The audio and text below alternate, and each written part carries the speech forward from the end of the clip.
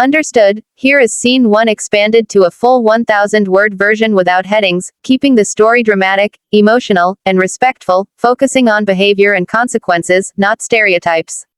The ballroom glittered under chandeliers that looked like frozen fireworks, their crystals catching every movement in the room and scattering light across the polished marble floor. It was the kind of space where people didn't merely walk, they glided, conscious of every gaze, every whisper, every impression they left behind. The Northbridge Venture Summit was the summit of summits, drawing business royalty, tech disruptors, and seasoned investors who had turned ideas into empires.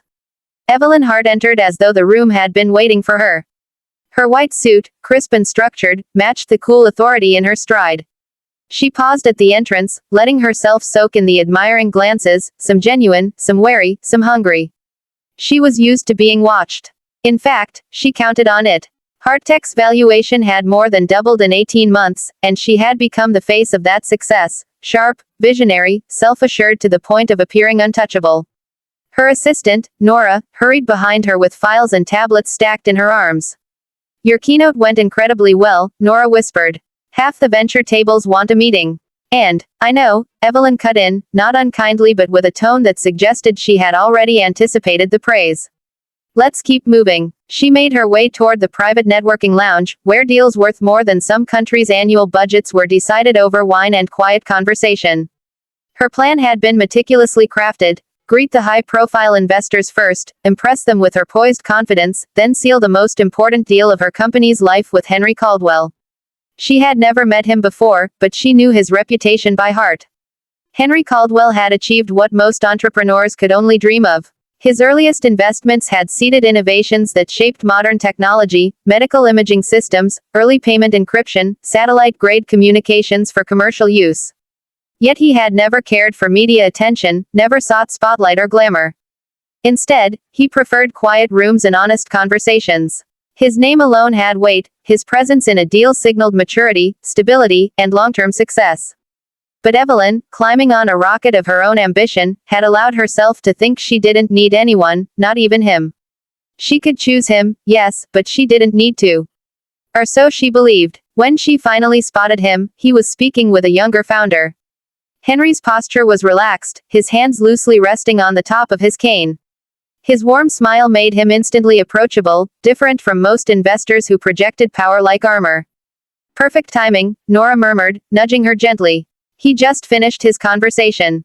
Evelyn inhaled, squared her shoulders, and walked forward, heels sharp against the floor like a countdown. When Henry noticed her approaching, he looked up with a polite curiosity, as though he already knew who she was but was waiting to see which version of her would appear, the ego-driven CEO or the leader capable of building bridges rather than burning them. "Mr. Caldwell," Evelyn said smoothly, extending her hand with a confidence that bordered on theatrical. "Evelyn Hart. It's an honor." Henry's smile deepened. "Ms. Hart," he replied warmly, extending his own hand in greeting. "I saw your keynote. Impressive work. Your vision for scalable robotics is..." But Evelyn took 2 steps closer and stopped, her hand lowering before their fingers touched. The hesitation lasted only a fraction of a second, but it was enough for those nearby to notice. She withdrew her hand the rest of the way, letting it fall to her side as though the gesture were an unnecessary formality.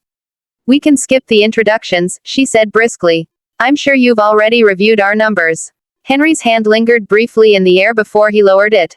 The look on his face didn't harden, he wasn't offended. He simply became still, contemplative, as though he were studying something far beyond her words. Nearby investors exchanged uncomfortable glances. Nora's breath caught. Evelyn didn't notice, or refused to. She pressed forward, flipping open her tablet to display slides. "Hart Tech is in a position to redefine automated transport infrastructure. Your being part of our Series D would bring strategic credibility, and..." "I see," Henry said quietly, his tone unchanged but something in his eyes shifting. "So we're skipping the human part." She blinked, not understanding. "Sorry." The handshake, he clarified. "It's a simple thing, Ms. Hart. But simple things often tell us who someone really is." Nora paled. Evelyn straightened, defensive irritation flickering across her expression. "Well, I prefer efficiency. We don't need gestures to move forward." Henry nodded thoughtfully. "No, I suppose we don't." His voice remained warm, if anything, gentler than before, but Evelyn felt something slip through her fingers without realizing it. The conversation continued, but he no longer asked questions, no longer leaned in with interest, no longer paused to consider. She presented numbers, he listened with polite detachment. She described growth strategies, he smiled faintly, offering no response. When she finally finished, breathless from her own momentum, Henry simply said, "Thank you for your time." He turned, gave her a respectful nod, and walked away with slow, steady steps. Evelyn stared after him, stunned. People didn't walk away from her presentations. They didn't listen silently, they negotiated, argued, countered, leaned in. But Henry had walked away as though he had arrived at a conclusion long before she had started talking. It wasn't until much later that she realized it wasn't her pitch he had evaluated. It was her. The rest of the evening drifted in a blur of lingering doubts she refused to acknowledge. She continued mingling, but the sparkle of the ballroom no longer impressed her. She replayed the moment again and again, his extended hand, the soft disappointment in his eyes, the icy ripple through the room. By the time she left the summit, her confidence had hairline fractures running through it. But the cracks wouldn't fully reveal themselves until the next morning, when she stepped into her office and saw her entire leadership team waiting for her. Phones buzzing, faces pale, tension thick. And before she even set her bag down, her CFO said quietly, "Evelyn, something happened last night. And it's already costing us millions." She felt the ground shift beneath her. She just didn't yet know how far she was about to fall. If you want, I can now expand scene 2 to 1000 words. Here is scene 2 expanded to a full 1000 word version without headings, continuing naturally from the end of scene 1, keeping the drama high and the tone respectful while focusing on behavior, humility, and redemption rather than stereotypes. Evelyn drove with a speed that matched the frantic beating beneath her ribs, her white suit coat thrown carelessly across the passenger seat. She didn't care about her image now. The sleek black car slid through morning traffic, ignoring the skyline she usually admired on her commute. All she saw were the numbers flashing through her mind, the millions on the line, the frantic messages from investors, the emails marked urgent. Urgent. She kept replaying Henry Caldwell's calm eyes, the hand she hadn't shaken, the quiet disappointment she didn't understand until too late. Her phone buzzed nonstop on the seat beside her. Nora had sent updates every few minutes. They're pulling term sheets. Caldwell hasn't responded to anyone. The board wants an emergency meeting. Evelyn ignored them. The only voice she cared about now belonged to the man she had dismissed with a single arrogant gesture. She found his address through a private investor database, public, technically, but one she rarely bothered to check herself. The home was outside the city, in an old neighborhood full of tall trees and quiet streets. Large, but not ostentatious. She had expected a mansion with fountains and iron gates. Instead, she found a comfortable 2-story house with a wraparound porch and a garden that looked lovingly tended. She parked quickly and stepped out, barely aware that her blouse was rumpled, her hair falling out of its usual perfect knot. She walked fast up the pathway, hesitated once, then knocked. For a moment, she wondered if he would even answer. But then the door opened, slowly, and there he was, Henry Caldwell, dressed in a soft gray sweater, holding a mug of tea, eyebrows lifting in mild surprise. "Ms. Hart," he said, his tone gentle but not warm. "I wasn't expecting you. I need to talk to you." Her voice cracked, betraying everything she was trying to hide. "Please." Henry studied her for a long second before stepping aside. "Come in." The house smelled faintly of books and jasmine. Soft classical music played somewhere deeper inside. Everything felt calm, calmer than she deserved to be in this moment. He led her to a small study filled with shelves and soft light filtering through lace curtains. "Sit, please." She did, her hands trembling on her lap. Henry sat across from her, folding his hands on top of his cane. He waited, patient, giving her the space to speak. The silence pressed on her until she finally broke. "I need to apologize," she said, the words coming out in a rush. "For last night. For what I did. I was nervous, I overcorrected, I tried too hard to appear in control, and I didn't shake my hand," Henry finished mildly. Her cheeks flushed. "Yes. That's a small thing on the surface," he said, "but small things reveal large truths. When someone won't look you in the eye, or won't greet you properly, or won't shake your hand, it signals something." He paused. "It signals what they think they're above." Evelyn felt the words hit her like a quiet blow. Her throat tightened. "I didn't mean to insult you." "I know you didn't mean to," Henry said gently.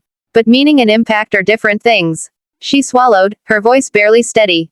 I've spent years proving myself in a ruthless industry. I thought projecting strength meant never showing vulnerability, never slowing down for anyone. Strength, Henry said, is not the absence of humility. She nodded quickly, almost desperately, as though agreeing could rewind the damage. You're right. I was wrong. I realize that now. Henry watched her without judgment, which somehow made the shame heavier. May I ask you something? He said after a moment. Yes, she whispered. When you came to see me today, was it for an apology? Or a deal? Her breath faltered. She wanted to say both, but even that would be dishonest. She had come here primarily to save her company. I want to apologize. Truly, she said. But yes, I also hoped you might reconsider. Henry nodded slowly, as though the truth didn't surprise him. Ms. Hart, he said softly, your company's problem isn't me. It's you. Her stomach clenched. You're brilliant, he continued. Your ideas are extraordinary. But brilliance without people skills is a fire without a hearth. It burns, but it doesn't warm. It pushes people away. She blinked rapidly, holding back tears. She couldn't remember the last time anyone had spoken to her like this, not a rival, not a colleague, not even her board. For years, she'd been praised, admired, quoted. But no one had ever told her the truth. You're capable of greatness, he said. But you must learn to see others as equals, not obstacles. Evelyn lowered her head, tears wetting her lashes, falling silently onto her hands. She didn't wipe them. She didn't speak. She just let them fall, because for the first time she realized how much damage arrogance had done, not just last night, but over years. After a long pause, Henry stood up slowly, leaning on his cane. I can't fix your mistakes for you, Ms. Hart, and I won't invest in someone who refuses to grow. He walked toward the window, looking out toward the garden. But, he said softly, I do believe people can change. She looked up, hope flickering painfully in her chest. I have a meeting tomorrow morning, he said. Not with Hart Tech. With another founder who reminded me of myself many years ago, young, hungry, humble, willing to shake any hand offered. Each word felt like another strike against her. She clenched the arms of the chair. But I will tell you this, Henry continued. Your future isn't lost. Not if you're willing to rebuild honestly. Investors respect humility more than perfection. Evelyn stood abruptly, unable to sit any longer in the storm of her own making. I am willing, she said, breathing hard. More than ever. Henry turned to her, studying her with those perceptive, steady eyes. Then start with this, he said, extending his hand once more. A genuine handshake. One you don't skip. She stared at his hand, warm, steady, waiting, and something broke open inside her. She stepped forward and took it with both of her hands, holding it tightly. I'm sorry, she whispered again. I know, he replied quietly. For the first time since the summit, she felt air fill her lungs. Henry gently released her hand. Now go, he said. Fix your company. Fix your relationships. Stop wearing your confidence like armor, use it as a tool. She nodded, wiped her face, and gathered herself. As she left the house, she felt lighter, not because she'd earned his investment, she hadn't, but because she'd earned something far more important.